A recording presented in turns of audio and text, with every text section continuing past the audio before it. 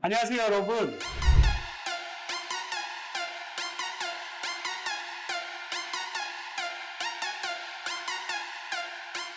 오늘은 연기란 무엇인가에 대해서 여러분과 저의 생각을 나누는 시간을 가지도록 하겠습니다.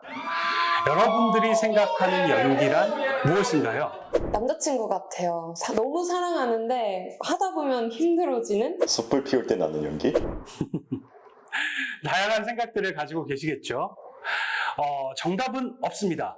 하지만 연기에 대해서 사전적인 의미는 이렇습니다. 배우가 배역의 인물, 성격, 행동 따위를 표현해내는 일.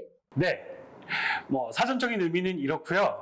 제가 생각하는 연기란 무엇인가에 대한 정의는 작가가 쓴 작품 속에서 연출가의 의도에 맞게 역할로 살아가는 것이다 입니다. 작가의 작품 속에서 연출자의 의도에 맞게 역할로 살아가는 것이라고 정의 내리도록 하겠습니다. 작가는 무엇을 중심으로 글을 쓰죠? 작품의 주제.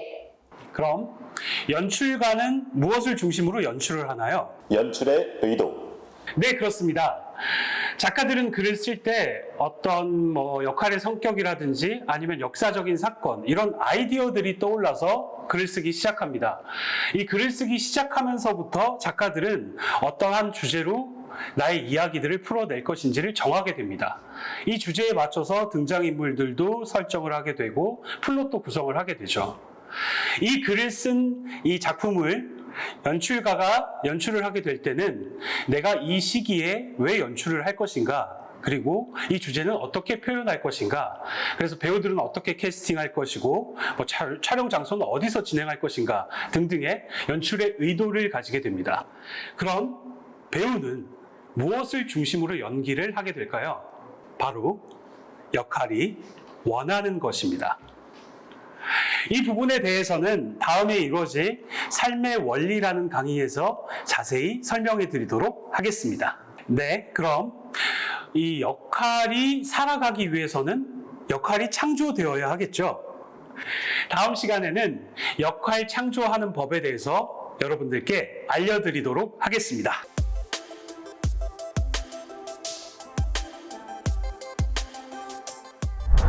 자, 제가 여러분들이 알기 쉽게 역할 창조 순서를 한번 정리해 봤습니다. 1번, 두두두두두두두두두. 대본을 눈으로 읽는다.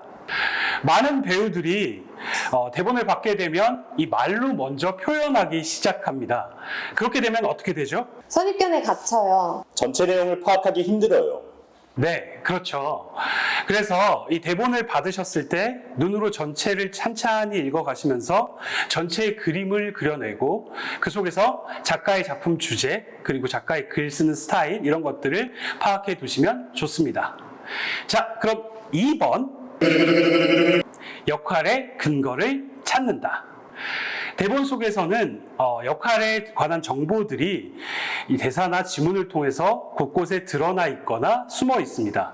이러한 것들은 객관적인 정보와 추론 가능한 정보로 나눌 수 있습니다. 자, 그럼 예시를 한번 들어볼까요? 그 남자 의사야. 내 친구의 남편이고 내 아이의 아빠야. 네, 이 대사를 통해서 찾아낼 수 있는 객관적인 정보는 여자는 친구의 남편과 아이를 가졌다. 그 남자는 의사다. 네, 그럼 이 대사를 통해서 찾아낼 수 있는 추론 가능한 정보는 이 여자는 유혹에 약하다. 도덕관념이 약하다. 명예욕이 있다. 자, 방금 말씀드렸던 대로 이 하나의 대사를 가지고도 객관적인 정보와 추론 가능한 정보를 찾아낼 수 있습니다. 객관적인 정보는 대사에 나와 있는 사실에 근거해서 찾아내면 되겠죠. 추론 가능한 정보는 이 사람의 액션, 대사나 지문을 통해서 이러한 상황에서 이러한 말들을 하는 것을 봤을 때 이 사람은 어떤 사람이다 라고 한번 찾아보는 것입니다. 이 대사에서 그 남자는 의사야, 내 친구의 남편이고 내 아이의 아빠야 에서 추론할 수 있는 부분은 이 여자가 도덕성이 약하다, 그리고 유혹에 약하다, 여기까지는 다들 공감을 하시죠. 그런데 이 대사를 봤을 때 이 여자의 첫 번째 말이 그 남자 의사야. 그 남자는 의사야 라는 말로 시작을 합니다. 나는 그 남자와 사랑에 빠졌어. 난 그 남자를 진짜 사랑해. 이런 쪽인 감정적인 위주의 말이 아니라 그 남자의 직업, 그 중에서도 약간 상위 계층인 의사야 라는 말로 시작을 한다라는 거죠. 여기서 추론이 가능한 것은 이 여자는 명예욕이 있다. 이렇게 추론이 가능할 수 있겠습니다. 물론 이러한 추론 가능한 정보는 그 정보를 찾아내는 사람에 따라서 다른 양상을 띌 수 있습니다. 이 역할을 어떤 배우가 맡느냐에 따라서 그 역할의 결이 달라지는 것과 일맥상통하겠죠. 자, 여러분. 그래서 여러분들이 대본을 읽으면서 대본에 나와 있는 사실적인 객관적인 정보와 이렇게 추론 가능한 정보들을 모아서 역할의 근거들을 찾아내시면 됩니다. 선생님, 저 기림인데요. 집중이 잘 안 돼요. 좀 말이 길었죠? 다음 시간에 만나요. 그러면 나머지 3번, 4번, 5번 역할 창조의 순서는 다음 강의를 통해서 여러분들께 알려드리도록 하겠습니다.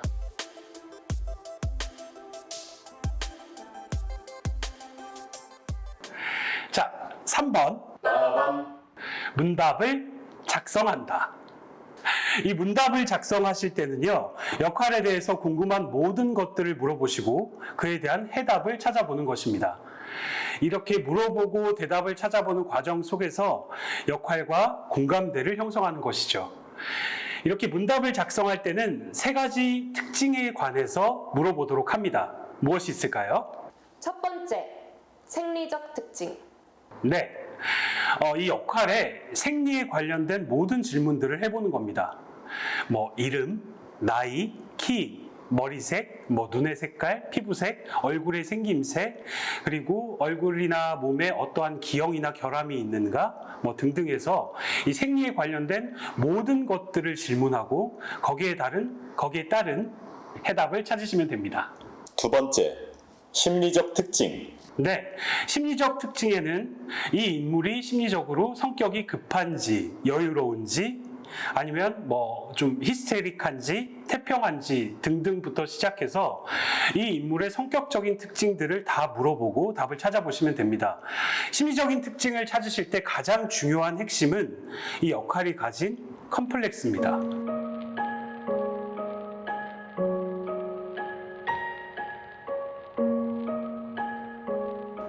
이 컴플렉스는 나중에 연기를 할 때 굉장한 도움을 주기 때문에 꼭 깊이 있게 찾아보셔야 합니다. 이 역할의 강박은 무엇이고 억압받고 있는 것은 무엇이며 삶을 바라보는 태도와 시각 등도 심리적 특징에 속합니다. 세 번째, 사회적 특징. 사회적 특징을 물어보실 때는 이 인물의 계층, 계급, 직업, 가족관계, 사회적 관계, 모든 것들을 다 물어보면 됩니다. 직업에 관해서는 어떠한 직업을 가지고 있고, 소득은 얼마인지, 등등, 직업 계층의 생활도는 어떤지까지도 자세하게 물어보시면 좋고요. 이 가족 관계에 대해서는 부모의 생존 여부, 부모의 이혼 여부, 그리고 가족이 어떠한 삶을 살아왔는지, 그리고 부모의 수입은 어떤지 아주 깊이 있게 고려해 볼 필요가 있습니다. 그 다음에 이 역할이 가지고 있는 모든 관계성에 대해서, 특히 이 작품의 관계를 맺는 모든 인물에 대해서는 깊이 있게 물어보고 해답을 찾아볼 필요가 있습니다. 4번은 사건 연속의 일대기를 작성한다입니다. 여러분, 일대기가 무슨 말인지는 다들 아시죠? 저는 어릴 때 위인전기 읽은 적 있어요. 네, 다들 한 번씩 읽어보셨죠? 위인 전기를 보면 이 인물이 어떻게 태어나서 어떻게 살았고 어떻게 죽었는지까지를 아주 상세하게 기록해 놓습니다. 그런데 이 연기를 하기 위해서 필요한 일대기에서는요, 사건 위주로 글을 작성하셔야 합니다. 자, 여러분, 오늘 점심에 뭘 드셨나요? 샌드위치를 배달시켜 먹었습니다. 이 말을 들으시고 여러분들은 똑같이 그림을 그려내실 수 있을까요? 아마도 힘드시겠죠? 네, 여러분 사건을 작성하실 때는 제3자가 봐도 똑같이 그림 그려낼 수 있도록 아주 자세하고 상세하게 묘사할 필요가 있습니다.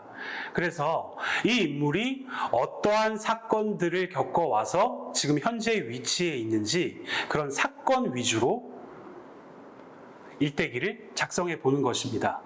이 사건을 잡으실 때는요, 대본 속의 대사들을 보면 과거에 겪었던 경험에 대해서 말하는 부분들이 분명히 있습니다.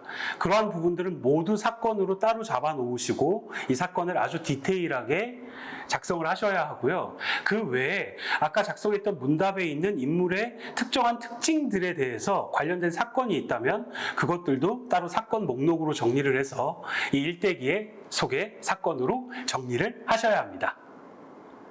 자, 그럼 대망의 5번. 체화 훈련과 상상 훈련을 한다. 네, 체화 훈련은 역할과 내가 가까워지는 훈련이라고 할 수 있습니다. 아까 문답을 통해서 역할의 특징들을 다 잡아보셨죠? 그러면 그 특징들을 나와 가깝게 하는 훈련이라고 생각하시면 됩니다. 쉽게 예를 들어서 제가 스토브 리그라는 작품을 촬영을 할 때 저는 야구 훈련을 도곡동에 있는 야구센터에서 했었고요. 그리고 곱창 굽는 법을 이 곱창집에 가서 미리 연습을 했었습니다.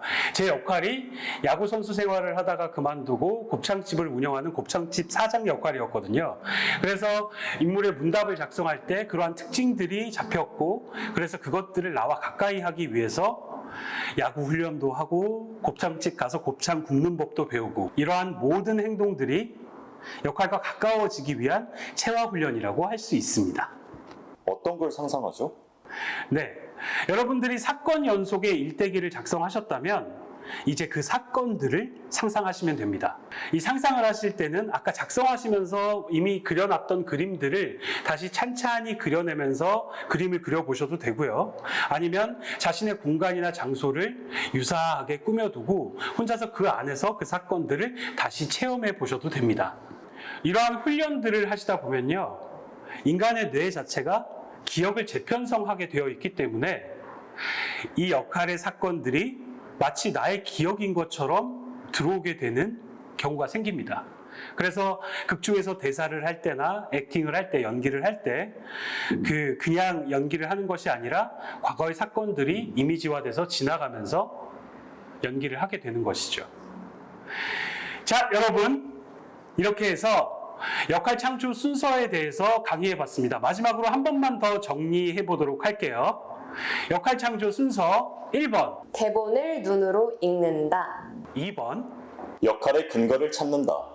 3번. 문답을 작성한다. 4번. 사건 연속의 일대기를 작성한다. 5번. 체화 훈련과 상상 훈련을 한다. 입니다. 자, 이제 역할이 창조되었다면 이번에는 역할로 살아가기 위해서 삶의 원리를 알아야겠죠?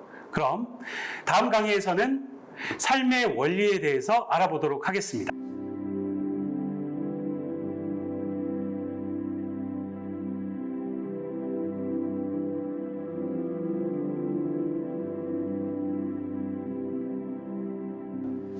삶이란 무엇이죠? 살아가는 거요. 1, 2, 삶? 연기를 할 때 작품 속의 역할로서의 삶을 살아가야겠죠. 대본에는 수많은 행위들이 나와 있습니다. 말하는 것, 움직이는 것, 이 모두가 행위의 범주 안에 든다라고 할 수 있죠. 말하는 것은 대사로, 움직이는 것은 지문으로 대본에 기재되어 있습니다. 실생활에서 여러분들은 어떠한 행위들을 하면서 살아가죠? 저는 평소에 조금 쉼없이 좀 떠드는 편인 것 같아요. 저는 과묵한 편이라. 네, 삶은 행위의 연속이라고 할 수 있습니다. 숨 쉬는 것, 말하는 것, 움직이는 것, 먹는 것, 자는 것, 이 모두가 행위의 범주 안에 든다고 할 수 있겠죠. 자, 그럼 이제 삶의 원리에 대해서 정의를 내리자면 삶은 행위의 연속이다. 삶은 행위의 연속이다. 네, 삶은 행위의 연속이다라고 정의 내리도록 하겠습니다. 그럼 이 행위가 어떻게 생겨나는지에 대해서 원리를 알게 되면 이 삶의 원리에 대해서 이해할 수 있겠죠? 네, 행위는 원하는 것이 있어서 생겨나게 됩니다. 맞아요. 갈증을 해소하고 싶어서 물을 마시죠. 연애를 하고 싶어서 고백을 합니다. 네, 맞습니다. 이렇게 무언가를 원해서 행위를 하게 됩니다.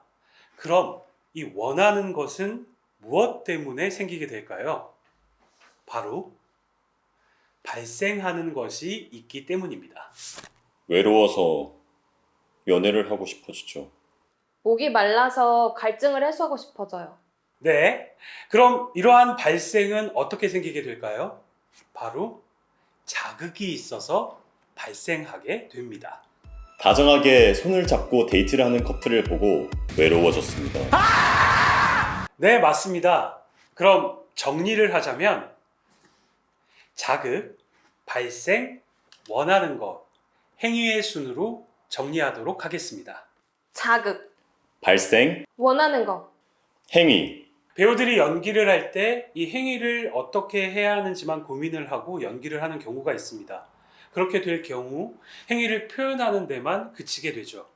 그런데 이 삶의 원리에 대해서 파악을 하고 이 역할이 어떠한 것에 자극을 받고 어떠한 발생을 일으켜서 무엇을 원하게 됐는지를 고민한 다음 이 액션, 행위를 하게 된다면 훨씬 더 실제와 가까운 연기를 하실 수 있게 되실 겁니다.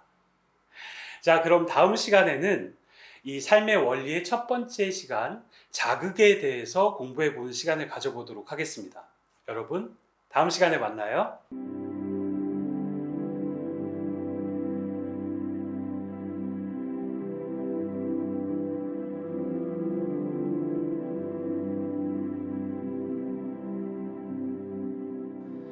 자극이 무엇인가요? 외부로부터 작용을 주어 정신적으로 반응이 일어나게 함. 제 이상형을 보면 자극이 나요. 네. 자극의 사전적인 의미와 주관적인 의미에 대해서 잘 들으셨죠? 인간들은 무수히 많은 자극을 받으면서 살아갑니다. 공기, 온도, 날씨, 소리, 냄새, 공간, 타인, 사건 등 주변의 모든 것들이 자극으로 작용합니다. 이 자극에는 생리적 자극, 심리적 자극, 사회적 자극이 존재합니다.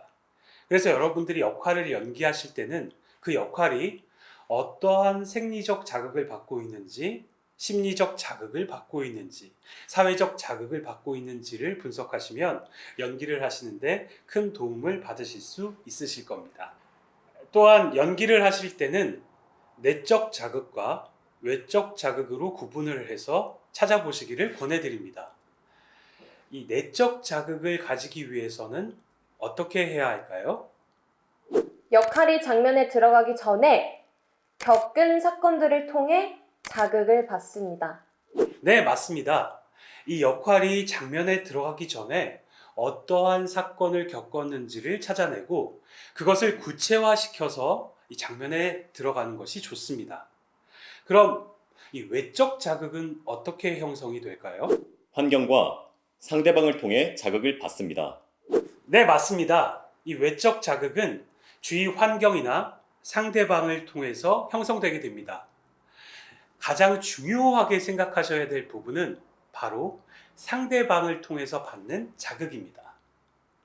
자, 그럼 정리를 하자면 여러분들이 작품에 들어가실 때 역할이 받는 생리적, 심리적, 사회적 자극을 잘 분석하신 다음 장면에 들어가기 전에 이 역할이 겪었던 사건을 통해서 내적 자극을 형성하시고 장면에 들어가셨을 때는 상대방 배역을 통해서 외적 자극을 형성하시면 됩니다. 자, 이 자극을 잘 받기 위한 것들은 다음번에 이 이론 강의가 끝나고 나서 진행될 실기 강의 영상에서 자세하게 알려드리도록 하겠습니다. 자, 여러분, 그럼 다음 시간에는 두 번째 챕터인 발생에 대해서 여러분들과 함께 공부해보는 시간 가져보도록 하겠습니다. 여러분, 다음 시간에 만나요.